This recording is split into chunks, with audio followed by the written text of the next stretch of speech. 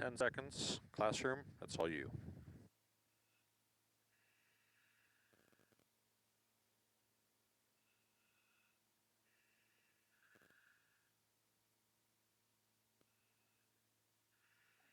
Hello, everyone. Welcome to the Wrigley Day Live Dive. For the next 20 minutes, we'll be tuning into a live update from Joe and Hannah underwater, as you can see. There'll be some interactive portions as well as some Q&A at the end. So with that, sit back, relax, and let's check in with our divers. Joe, comms check. This is Joe, Green Diver. Classroom, how do you read? Loud and clear, Joe. Fabulous. Well, welcome everybody again. This is pretty wild, I must say. It's me, it's Joe. It's the same person that you met on the amphitheater deck. Obviously, I've changed out of my surface clothes and into my diving clothes. And as is obviously pretty clear, I think we are coming to you live from underwater at this moment. If you can believe it, the team and I are beneath the dock, the very same dock that you disembarked from the Catalina Express on. And this is our very first live dive. We've obviously practiced a whole bunch, but to actually do this in person, it's a real privilege. I'm joined underwater by a really fabulous team. Just out of the frame over there is Corey Lambert. He's our safety diver today. To my left is our diving safety officer, Hanna. Across from me on the camera is Victoria Sparrow. And then up at the surface, we're joined by Juan Aguilar on comms. We've got Carl Oberg manning our video. We've got Lucy Fornius and Jeff Creighton manning our lines. And then over there in the classroom with you, it's Sean Connor and Kelly Spofford. So if you're keeping track, it's a team of 10 people that are working together to bring this dive to you today. It's actually really incredible. Without a single one of those people, a live dive like this wouldn't happen. So big props to them. As I said when I gave you my opening remarks at the amphitheater, teamwork really is at the core of what the Wrigley Institute is all about. And I am lucky to be joined by a fabulous team underwater and topside. And as I said when I spoke to you earlier, we really do count you as a member of our team as well. So thank you for being with us. Over the next few minutes, we're going to talk to you a little bit about our science diving program here at the Wrigley Institute. After that, I'll tell you a little bit more about some research projects that we're working on. And then the best part of the show is when we turn over the comms to you and you can ask us questions. You can ask us questions about whatever you want. You can ask us about where we are, what we're feeling, what we're seeing. Just a second ago, as a matter of fact, we were joined by a harbor seal, which was pretty wild. Anyway, lots of questions from you, but so that I don't suck up any more air, I'm going to turn it over to Hanna, our diving safety officer, to tell you about science diving at the Wrigley Institute. Welcome, Hanna. Awesome. Thank you so much, Joe. Hello, everyone. My name is Hanna, as Joe said. And I am so lucky to be part of Wrigley Institute's future. And thank you all for being part of Wrigley Institute's future as well. This live dive, this first ever live dive, is an acknowledgement that not everyone can get underwater. So our team decided to bring this beautiful underwater world to you all. Now, let's talk about scientific diving. Scientific diving plays a vital role in much of the research that happens here at the Wrigley Institute. And my job is to make sure that that scientific diving happens as safely and as smoothly as possible. My job encompasses everything from training to gear maintenance and repair. Now, speaking of gear, let's talk about some gear. This amazing system we're using right now is called a full face mask communication system. Now, audience, nice and loud, would you like to learn some of the pieces of the system? Awesome, I thought you might say that. So, our full face mask system, let's start with the basics. The mask. So lucky for me, I can see out of this mask, but also I can breathe out of it as well. My regulator is attached to it. Now, audience, I'm going to give you a little quiz question. I want Victoria to come in nice and close. Let's see. Does anyone know what this line is for? Anyone in the audience?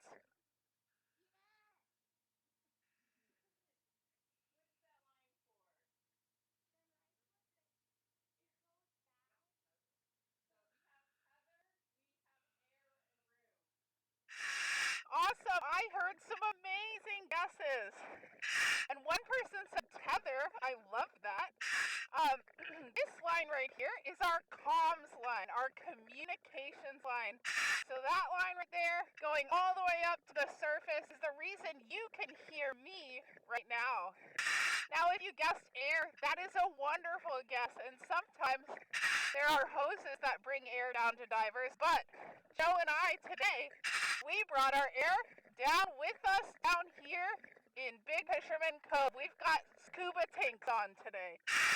Thank you, everyone. Great guesses. Next up, I'm going to show you one more piece of gear. This is called my ear microphone. And just like the speakers in the lecture hall, this is just a little speaker that I can hear you all from over our ears.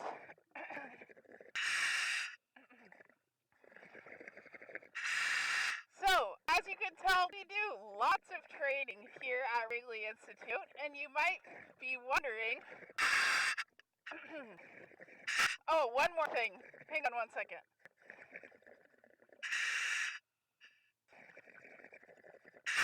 What do you think is the main advantage of this full face mask system? In the audience.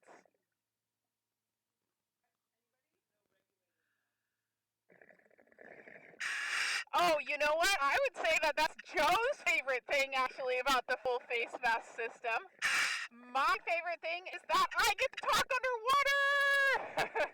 So, as scientific divers, we usually do not get to wear these amazing systems, so we don't get to talk underwater.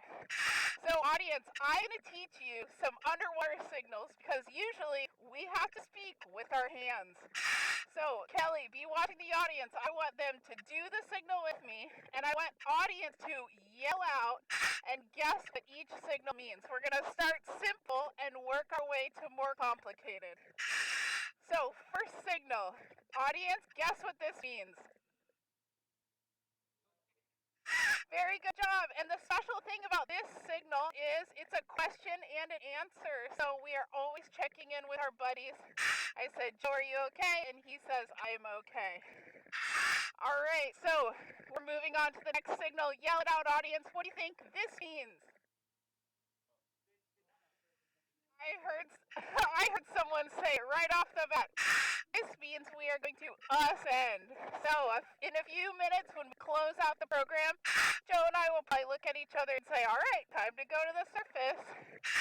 Okay, this one's easy. If this is ascend, what do you think this means? I heard some people say down, and I heard some people say descend, and you are absolutely correct. All right, you all are way too good at this. Let's amp it up a little bit. So, can anyone guess what this signal means? Fantastic job! I heard all of you say, come together.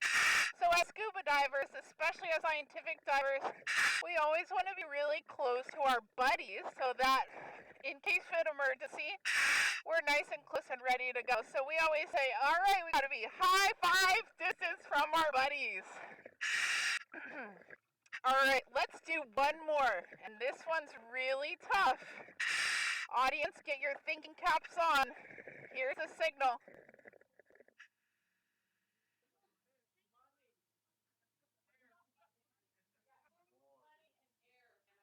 I heard it. So I did hear.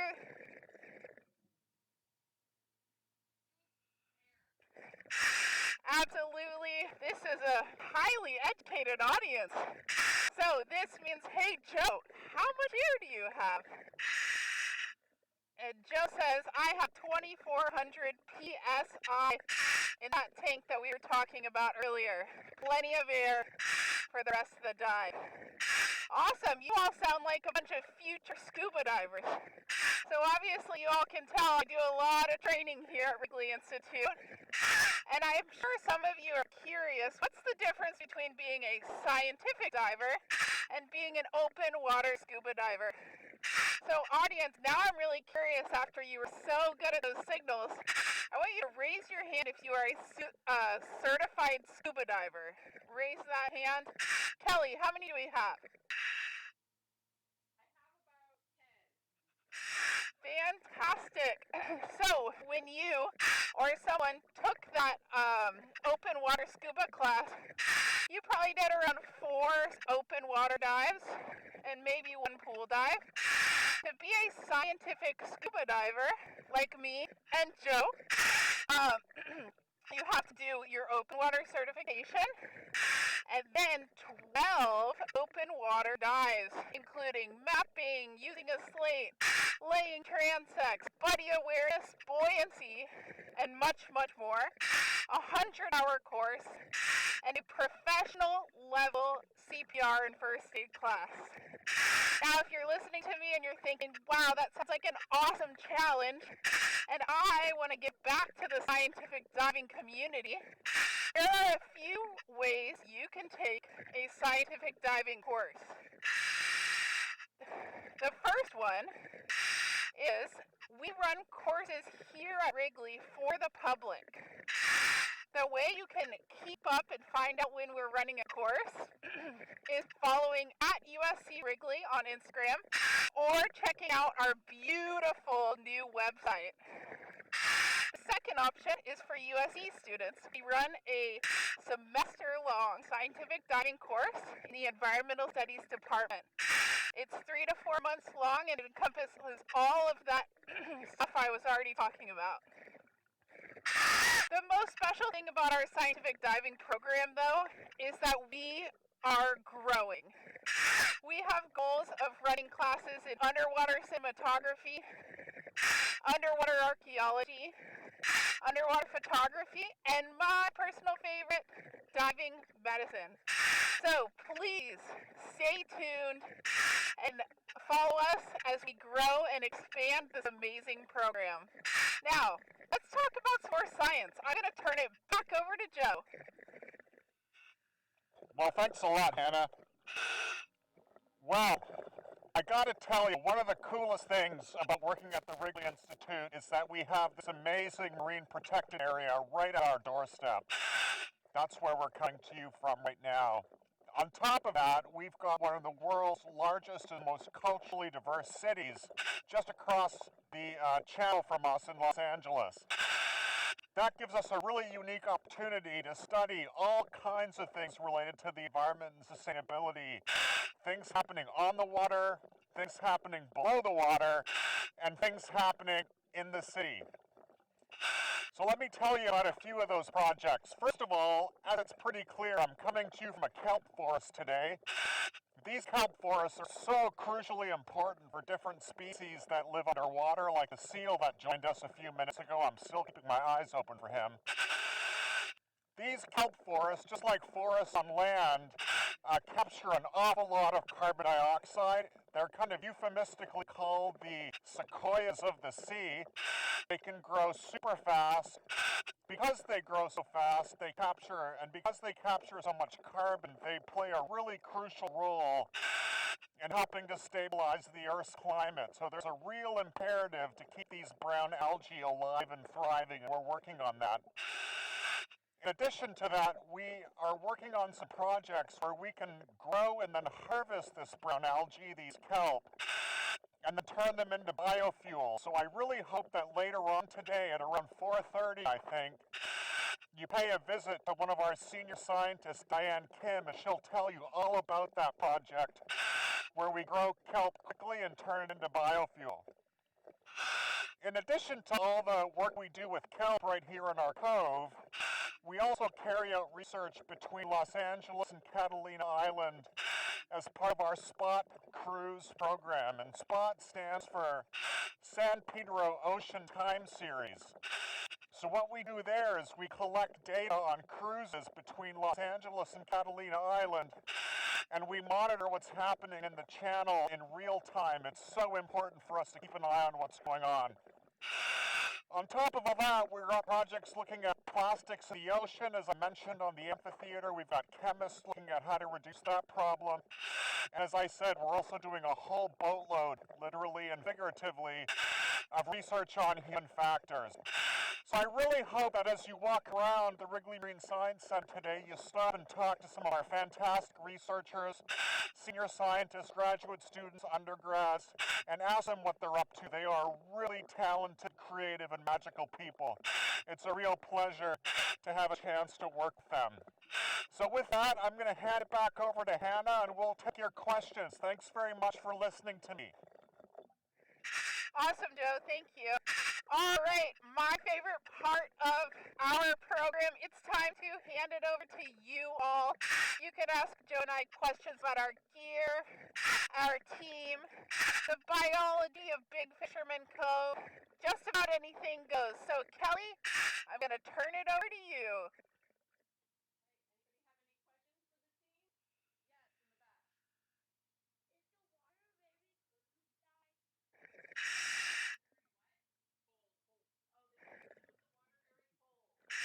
I heard you loud and clear. Fantastic question, and I'm so glad you asked. So today, the water is 67 degrees. Now, Victoria, come on in nice and close with that camera. You can see the water is 67 degrees. We are at 15 feet of depth. And my maximum depth today was a whopping 17 feet. Wow. So you tell me, do you think 67 degrees is cold? I think it's kind of warm. I didn't even wear my hood today. All right, let's take another question from the audience. Great question. The question is, what is the visibility right now? Victoria, do a little scan around for them. So Victoria's showing you underneath the pier right now. What is the visibility? I would say it's probably about 20 feet. Joe, do you think that's a good guess? It's been better. It has been better, but every day is, we feel lucky every day. Low vis, high vis. Yeah, so I would guess about 20 foot of is right now. Great question. All right, let's take another one.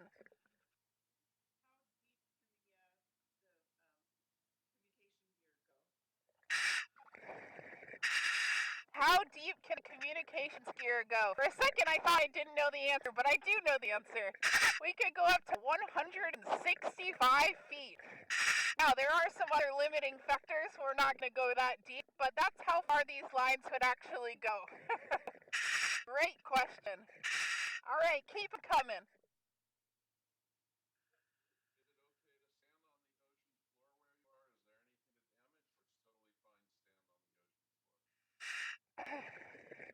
Kelly, can you say that question again?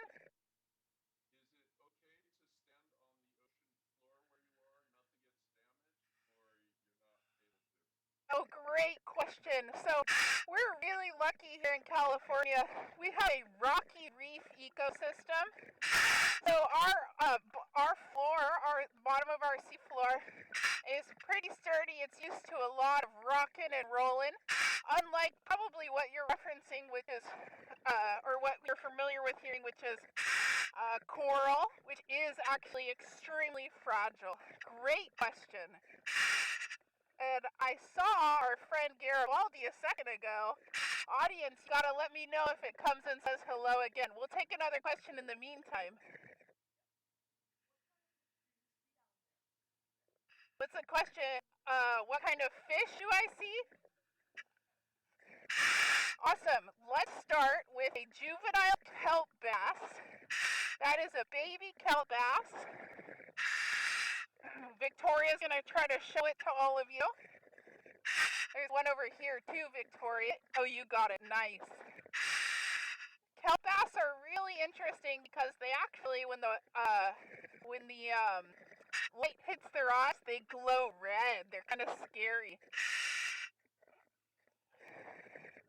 I'm looking for a bright orange fish.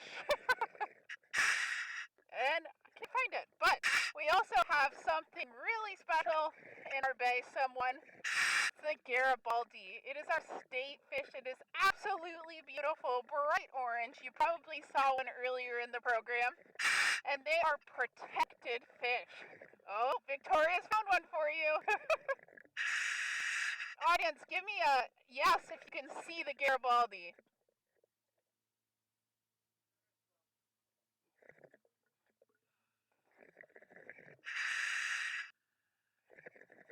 Did we get to see a Garibaldi, audience? Oh, awesome! I see it! Wonderful! The Garibaldi is going to say hi to Joe right now. Alright, we're going to take 2 more questions, audience.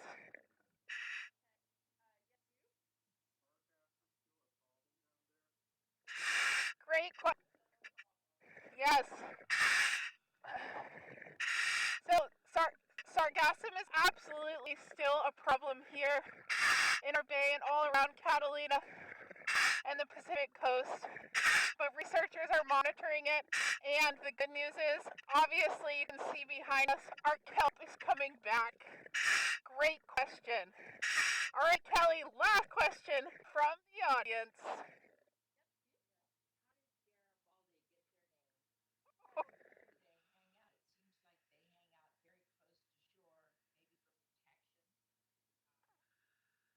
Great question. So I heard, where did Garibaldi get their name, and where do they hang out? So I'll give you some bonus Garibaldi information. I do not know where they got their name. Maybe Kelly can let us know. But Garibaldi are hashtag the best dads ever. Garibaldi hang out on rocky reef just like this, and the males make beautiful nests with red algae, and they tell the females, hey, you, come over here. This is a good place to lay your eggs. The females lay their eggs, and then the males chase the females away, and they raise those babies for their entire lives. All right, so audience, thank you so much for the wonderful questions. We're going to close out the show. Before I hand it back over to Joe, I want to personally invite you all to come down to the pier and meet all of us right after the program. Hop out of the lecture hall, come down to the pier and say hi. I just want to say thank you one more time for being with us, and I'm passing back over to Joe. Thanks a lot, Hanna. Well, listen, let me also add my thanks. I'll say one last thing. If you look to my right here, we have a live underwater camera that you can check out anytime online. So at some point when we're not down here, if you want to see what the place looks like, you can always log in. We'll make sure we get that website information over to you. So once again, thank you everybody for spending some time with us today. It's been a real pleasure to actually be able to do this for you. We, as I said, have been practicing this for a while now, and it's just a real pleasure to be able to do it. So thank you. Thanks to the whole team for coming together to pull this off. And as Hanna said, if you have a few minutes after, we really do hope you come down and pay us a visit at the waterfront, not just to see the divers, but to meet the really fabulous team topside who put this all together. So that's it. That's a wrap from underwater. Thanks, everyone. Have a fantastic day. Goodbye.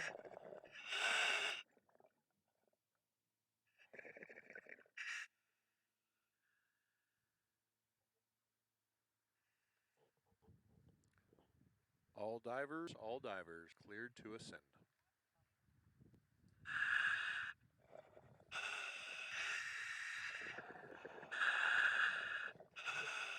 We show for a dive now.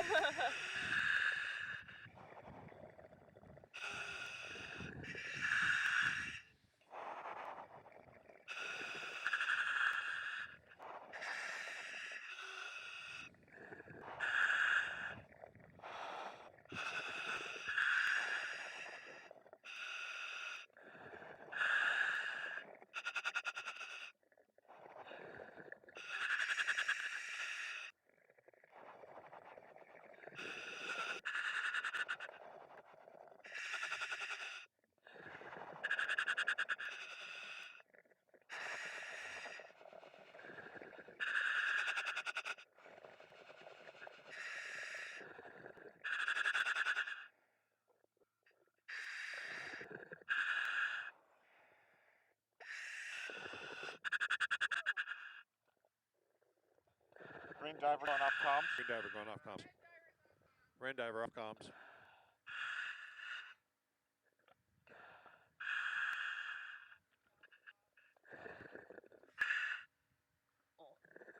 Yellow diver going off comms. Yellow diver going off comms. Roger. All divers off comms.